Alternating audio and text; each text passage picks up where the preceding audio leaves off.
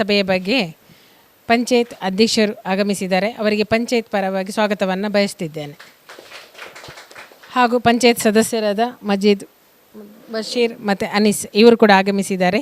ಇವರಿಗೆ ಪಂಚಾಯತ್ ಪರವಾಗಿ ಸ್ವಾಗತವನ್ನು ಬಯಸ್ತಿದ್ದೇನೆ. ಹಾಗೂ ಈ ಒಂದು ಸಂದರ್ಭದಲ್ಲಿ ನಮ್ಮ ಪದ್ಮಶ್ರೀ ಪ್ರಶಸ್ತಿಯನ್ನು ಪಡೆದಂತಹ ಆಜಬ್ಬ ಸರ್ ಅವರಿದ್ದಾರೆ. ಅವರಿಗೂ ಪಂಚಾಯತ್ ಪರವಾಗಿ ಸ್ವಾಗತವನ್ನು ಬಯಸ್ತಿದ್ದೇನೆ. ಹಾಜರಾದ ಎಲ್ಲ ಗ್ರಾಮಸ್ಥರಿಗೂ ಪಂಚಾಯತ್ ಪರವಾಗಿ ಸ್ವಾಗತವನ್ನು ಬಯಸ್ತಿದ್ದೇನೆ. ಈಗ ಪಂಚಾಯತ್ ಅಧ್ಯಕ್ಷರು ಈ ಬಗ್ಗೆ ಸ್ವಲ್ಪ ಮಾತಾಡಬೇಕು ಅಂತ ಕೇಳ್ಕೊಳ್ಳಿ. ಪ್ರಥಮವಾಗಿ ಇಲ್ಲಿ ನೆರೆದಿರುವಂಥ ಎಲ್ರಿಗೂ ಪಂಚಾಯತ್ ರಾಜ್ ದಿವಸದ ಇದರ ಹಾರ್ದಿಕ ಶುಭಾಶಯವನ್ನು ಸಲ್ಲಿಸ್ತಾ ಇದ್ದೇನೆ.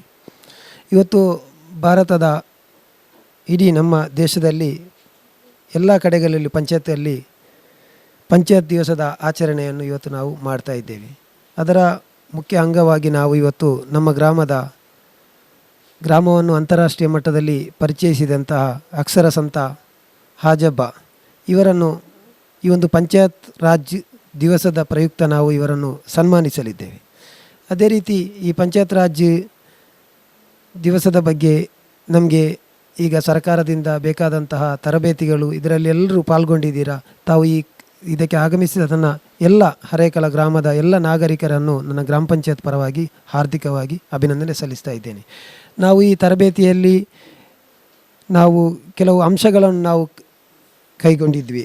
ಅದರಲ್ಲಿ ಅವರ ಟ್ರೈನಿಂಗಲ್ಲಿ ನಮ್ಗೆ ಗೊತ್ತಾಯಿತು ಬಡತನ ಮತ್ತು ನಮ್ಮ ಉತ್ತಮವಾದ ಗ್ರಾಮ, ಮಕ್ಕಳ ಸ್ನೇಹಿ ಗ್ರಾಮ, ಅದೇ ರೀತಿ ವಿವಿಧ ಕಾರ್ಯಕ್ರಮಗಳನ್ನು ಅನುಷ್ಠಾನಗೊಳಿಸುವ ಕುರಿತು ಈಗ ನಮಗೆ ತರಬೇತಿಯ ಕಾರ್ಯಾಗಾರವನ್ನು ಏರ್ಪಡಿಸಿದರು.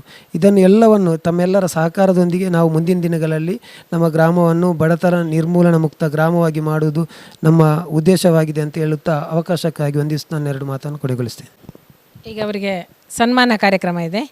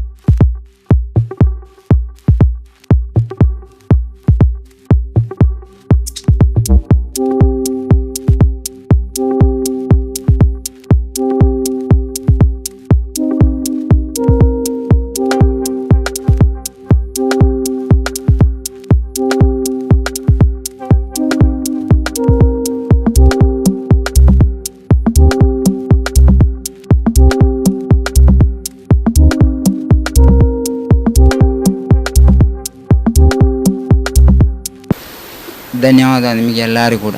ಆದರೆ ಇವತ್ತು ಭಾಳ ಸಂತೋಷ ಆಗ್ತದೆ. ರಾತ್ರಿಯಲ್ಲಿ ಇನ್ನೇ ಕೂಡ ನನಗೆ ದೂರವಾಣಿಯಲ್ಲಿ ನನ್ನ ಗೌರವಾನ್ವಿತ ಅಧ್ಯಕ್ಷರು ಫೋನ್ ಮಾಡುವಾಗ ನಾನು ಇವತ್ತಿನ ಈ ಸಮಾರಂಭದಲ್ಲಿ ಈ ಪ್ರೋಗ್ರಾಮಲ್ಲಿ ನನಗೆ ಸನ್ಮಾನ ಮಾಡೋ ಕಾಣಿಸ್ತು ನಾನು ಇವತ್ತು ಎಂತೂ ಕಾಣಲಿಲ್ಲ. ಯಾಕೆಂದರೆ ನಾನು ಒಬ್ಬ ಸಾಮಾನ್ಯ ಮನುಷ್ಯಾಗಿ ಬಡತನದಲ್ಲಿ ಅರೆಕಲ ಪಂಜಮಾಡಿಯಲ್ಲಿ 1955ರಲ್ಲಿ ಒಂದು ಸೆಟ್ನವರ ಭೂಮಿಯಲ್ಲಿ ಹುಟ್ಟಿ ಬೆಳೆದವನು ಇದೇ ಭಾಗದಲ್ಲಿ. ಆದರೆ ಇವತ್ತಿಗೆ ಈ ಗ್ರಾಮ ಪಂಚಾಯತ್ ಪ್ರಥಮ ಪ್ರಜೆಯಾಗಿ ನನಗೆ ಈ ಸನ್ಮಾನ ಮಾಡುವ ಕಾಣಿಸ್ತು ನಾನು ಆಗ ಕಾಣಲಿಲ್ಲ. ಏನೋ ದೇವ್ರ ದಯಿಂದ ಇವತ್ತಿಗೆ ನನ್ನನ್ನು ಗೌರವಾನ್ವಿತ ನನ್ನ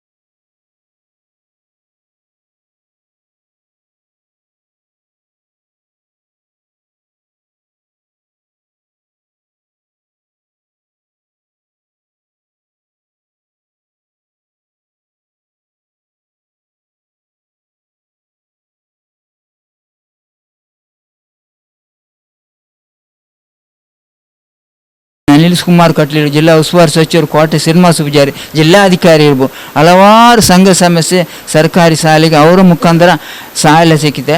ಇದರ ಪೂರ್ತಿ ಮಾದರಿ ನನಗೆ ಇದುವರೆಗೆ 2021ರಿಂದ 2022 ಗೌರವಾನ್ವಿತ ನನ್ನ MLE ಕಾದಾರು STMC ಆಗಿ ನನಗೆ ಮುಂದೆ ಹೋಗುವ ಅವಕಾಶ ಕೊಟ್ಟಿದ್ದಾರೆ. ಆದರೆ ನಾನು ನಿಮ್ಮ ಹತ್ರ ಕೂಡ ಗ್ರಾಮ ಪಂಚಾಯತಿ ಅಧ್ಯಕ್ಷರಿಗೂ ಹೇಳ್ತೇನೆ, ಅರೆಕಡೆ ಗ್ರಾಮದಲ್ಲಿ ಒಂದು ಪ್ರಥಮ ಆಗಿ ನಮ್ಮ ಪಬ್ಲಿಕ್ಗಳು ಮುಂದೆ ಒಂದು ಅರೆಕಡೆ ಸರ್ಕಾರಿ ಶಾಲೆಯನ್ನು ಆಗಬೇಕು ಅಂತ ಕನಸುಕೊಂಡೆ. ಅದಕ್ಕೆ ನಿಮ್ಮ ಮುಖಾಂತರ ಕೂಡ ಮಾಧ್ಯಮರು ನನಗೆ ತೋರಿಸಿದರು. ಎಲ್ಲ ಮಾಧ್ಯಮಿಗೆ ಕೂಡ ಈ ಸಂದರ್ಭದಲ್ಲಿ ಈ ಅರೆಕಲ ಗಂಜ ಪಂಚಾಯತಿ ಇದ್ದುಕೊಂಡು ಗೌರವಾನ್ವಿತ ಅಧ್ಯಕ್ಷರ ಮುಖಾಂತರ ನಾನು ನನ್ನ ಮಾಧ್ಯಮ ತೋರಿಸಿದವರಿಗೆ ಎಲ್ಲ ಕನ್ನಡ ಪತ್ರಿಕೆಯವರು TV ಮಾಧ್ಯಮದವರೆಗೂ ಇವತ್ತು ಅವ್ರಿಗೆಲ್ಲರಿಗೆ ನಾನು ಈ ಸಂದರ್ಭದಲ್ಲಿ ಅರಕಲ ಗ್ರಾಮ ಪಂಚಾಯತಿ ಈ ಪ್ರಶಸ್ತಿ ತಗೊಂಡ ನಂತರ ಅವರು ಕೂಡ ಈ ಸಂದರ್ಭದಲ್ಲಿ ಧನ್ಯವಾದ ಹೇಳಲಿಕ್ಕೆ ಇಷ್ಟಪಡ್ತೀನಿ. ಗೌರವಾನ್ವಿತ ನಮ್ಮ MLA MP ಇರ್ಬೋದು, DC ಇರ್ಬೋದು, ರಾತ್ರಿಯಲ್ಲಿ ಕೂಡ ನನಗೆ ಒಂದು ಅವರ ಅದಲ್ಲ ಕುಂಜ ಅವರ ಒಂದು ಪ್ರೋಗ್ರಾಮ್ ಹೋದರೆ ಮಂಗಳೂರು ಒಂದು ಜಿಲ್ಲೆ ಅತ್ಯಂತ ಗೌರವಾನ್ವಿತ ಇದ್ದ ಕಮಿಷನರ್ ಶಶಿಕುಮಾರ್ ಕೂಡ ನಾನು ಒಟ್ಟಿಗೆ ಏನಪ್ಪ ಅದರ ಪಟ್ಟದೀಕ್ಷಿತನ ಒಂದು ಬಿಟ್ಟಿದ್ದರು.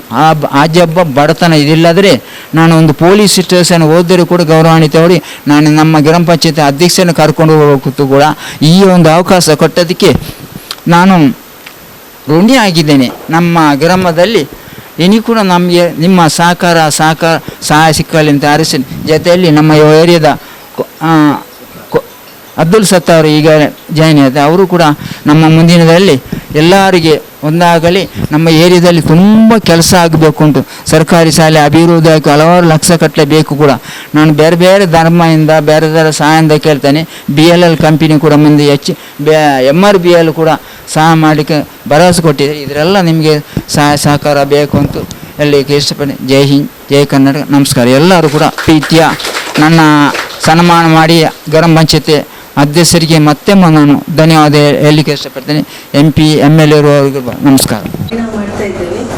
ಇದು ನಮಗೆ ಹಾಸ್ಪಿಟಲ್ಗೆ ಹೋಗುವಾಗ ಅನೇಕ ಅವಶ್ಯಕತೆಗಳಿಗೆ ಇದು ಯೂಸ್ ಆಗ್ತಾ ಉಂಟು ಹೇಳ್ತಾ ಇಡಿ.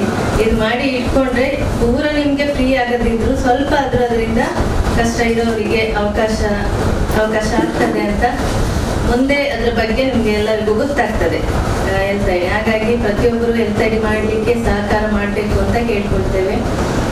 ಹಾಗೆ ಈಗಾಗಲೇ ನಾವು NCD ಸ್ಕ್ರೀನಿಂಗ್ ಎಲ್ಲ ಮಾಡ್ತಾ ಇದ್ದೀವಿ, ಮನೆಗೆ ಹೋಗಿ ತುಂಬಾ ಜನ ಸಹಕಾರ ನೀಡ್ತಾ ಇದ್ದಾರೆ ನಮಗೆ. ಹಾಗೆ ಎಲ್ಲರೂ BP ಚೆಕಪ್ ಎಲ್ಲ ಮಾಡಿ ಅವರಿಗೆ ಎಲ್ಲ ಹೇಗೆ BP ಮತ್ತೆ ಶುಗರ್ ಹೇಗೆ ಕಂಟ್ರೋಲ್ ಇಟ್ಕೊಳ್ಬೇಕು ಅಂತೇಳಿ ಎಲ್ಲರಿಗೂ ಮಾಹಿತಿಯನ್ನು ಕೊಡ್ತಾ ಇದ್ದೇವೆ. ಎಲ್ಲ ಸಹಕಾರ ಮಾಡ್ತಾ ಇದ್ದೇವೆ. ನಮ್ಮ ಜೊತೆ ಆಶಾ ಕಾರ್ಯಕರ್ತರು ಮೂವರು ತುಂಬಾ ಸಹಕಾರ ಮಾಡ್ತಾ ಇದ್ದಾರೆ, ಅವರಿಗೆ ಥ್ಯಾಂಕ್ಸ್ ಹೇಳಲಿಕ್ಕೆ ಇಷ್ಟಪಡ್ತೇನೆ. ಹಾಗೆ ನಮ್ಮ ಅಧ್ಯಕ್ಷರು ತುಂಬಾ ಸಹಕಾರ ನೀಡ್ತಾ ಇದ್ದಾರೆ. ಆದಷ್ಟು ಬೇಗ ನಮಗೊಂದು ಸಬ್ ಸೆಂಟರ್ ಒಂದು ಮಾಡಿ ಕೊಡ್ಬೇಕು ಅಂತ ಅಧ್ಯಕ್ಷರಿಗೆ ಹೇಳಿದ್ದೇವೆ. ಹೊಸ ಪಂಚಾಯತ್ ಅಲ್ಲಿ ಮಾಡಿ ಕೊಡ್ತೇವೆ ಅಂತ ಹೇಳಿದ್ದಾರೆ. ನೆಕ್ಸ್ಟ್ ನಾವು ಅಲ್ಲಿ ಪಂಚಾಯತಲ್ಲೇ ಇದ್ರೆ ಎಲ್ಲ ಜನರಿಗೆ ಸೇವೆ ಮಾಡಲಿಕ್ಕೆ ನಾನು ಇಷ್ಟಪಡ್ತೇನೆ. ಹಾಗೆ ಅನೇಕ ಈಗ ಹೆಚ್ಚಾಗಿ ಮಲೇರಿಯಾ ಮತ್ತೆ ಡೆಂಗ್ಯೂ ಎಲ್ಲ ಕಡೆ ಸ್ಪ್ರೆಡ್ ಆಗ್ತಾ ಉಂಟು. ಯಾಕೆ ಅಂತ ಎಲ್ಲರಿಗೂ ಗೊತ್ತಿದೆ. ಯಾರಿಗಾದ್ರೂ ಗೊತ್ತುಂಟ ಮಲೇರಿಯಾ ಡೆಂಗ್ಯೂ ಯಾಕೆ ಸ್ಪ್ರೆಡ್ ಆಗ್ತಾ ಉಂಟು ಅಂತ? ಏನು ಕಾರಣ ಅಂತ ಯಾರಾದ್ರೂ ಹೇಳ್ಬೋದಾ ಯಾರಾದ್ರೂ? ಸೊಳ್ಳೆ ಅನ್ನೋದು ಅದು ಸೆಕೆಂಡ್ ಪಾಯಿಂಟ್. ಆದ್ರೆ ಫಸ್ಟ್ ಪಾಯಿಂಟ್ ನಮ್ಮಿಂದನೇ ಸ್ಪ್ರೆಡ್ ಆಗ್ತಾ ಇರೋದು. ಶುಚಿತ್ವ ಇರುವುದಿಲ್ಲ. ಯಾಕಂದ್ರೆ ಜನ ನಮ್ಮ ಮನೆ ಸುತ್ತ ನಾವು ಶುಚಿತ್ವವಾಗಿ ಇಟ್ಕೊಂಡ್ರೆ ಸೊಳ್ಳೆ ಬೆಳೆಯುವುದಿಲ್ಲ. ಅಲ್ಲಿ ಬೆಳೀಲಿಕ್ಕೆ ನಾವು ಅವಕಾಶ ಕೊಡೋದ್ರಿಂದ ಮಾತ್ರ ಈ ಸಮಸ್ಯೆಗಳಾಗ್ತಾ ಉಂಟು. ಹಾಗೆ ಬೇರೆಯವ್ರು ಬಂದು ಸ್ವಚ್ಛ ಇಟ್ಕೊಳ್ಳಿ, ಬೇರೆಯವ್ರು ಬಂದು ನಮ್ಮ ಮನೆ ಸ್ವಚ್ಛ ಮಾಡೋ ಅವಶ್ಯಕತೆ ಇರುವುದಿಲ್ಲ.